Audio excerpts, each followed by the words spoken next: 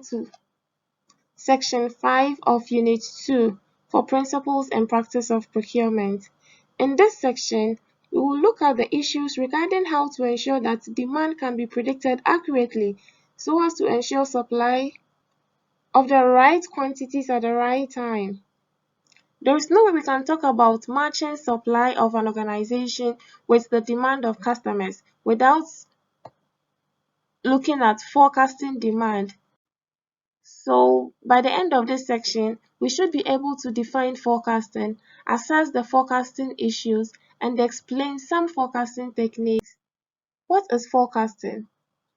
Forecasting is defined as the prediction of future outcomes, which is the basis of all planning and decision making.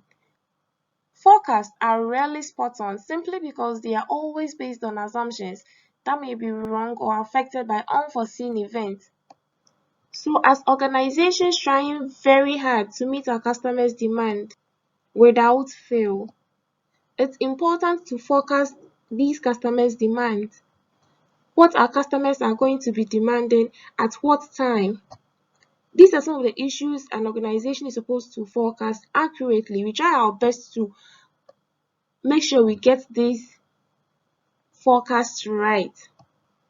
And what will help organizations make these predictions or forecasts accurately is based on data, both past and present data.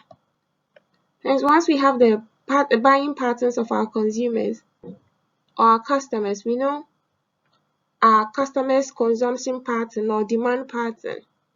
We fall on this data to make predictions about future demands of our customers. Forecasting, however, involves some issues. So you're going to briefly go through some of these issues. The first issue we have here is, what is the purpose of the forecast? Once an organization is able to clearly define the purpose of the particular forecast, that is somehow going to help determine the accuracy required and how important it is to get the forecast right. The next issue we have here is, what is the time horizon? All forecasts must have a time limit. Forecasts may be classified as being for long-term, medium, or short-term. In order to get the forecast accurately, you're supposed to know the time limit for which the forecast is applicable. Definitely, forecasting for the short term will not be the same as forecasting for the long term. If I'm trying to know what customers will be demanding tomorrow or in the next month, it's going to be easy or easier getting this information than trying to forecast what customers are probably going to be demanding in the next 5 years. For these reasons, you need different resources, different data, as well as different strategies in order to reach each forecast, right? So in order to make a forecast work accurately, we should know the time limit for which we are forecasting. Then we have what forecasting techniques are most appropriate. We have the quantitative forecasting technique and the qualitative forecasting technique. Knowing the right technique to use in making predictions is going to go a long way to help in accurate forecasting or accurate predictions. With this being said, another issue to consider in forecasting is how accurate the forecast should be. All forecasting should be monitored to ascertain the degree of accuracy achieved. Where the actual events are substantially different from those predicted, then the forecast, the assumptions, the techniques, the validity of the data, and all other information used in the forecasting must be examined, and where necessary, the original forecast must be revisited. We move to the forecasting techniques. So like I said earlier, forecasting techniques fall into two broad categories. We have the qualitative approach and the quantitative approach.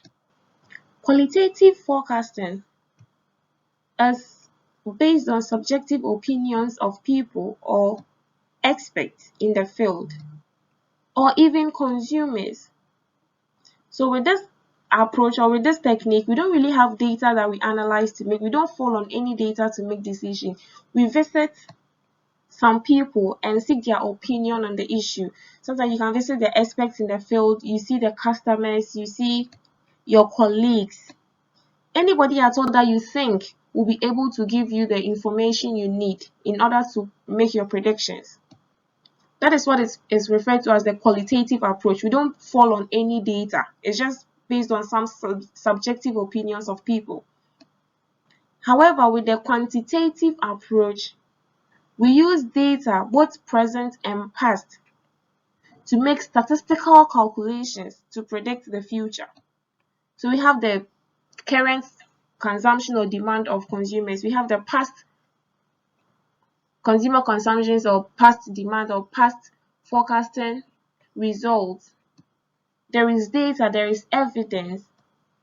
In order to make these predictions or forecasts, we go for this data, we analyze with statistical tools and make our final decision based on the analyzed results.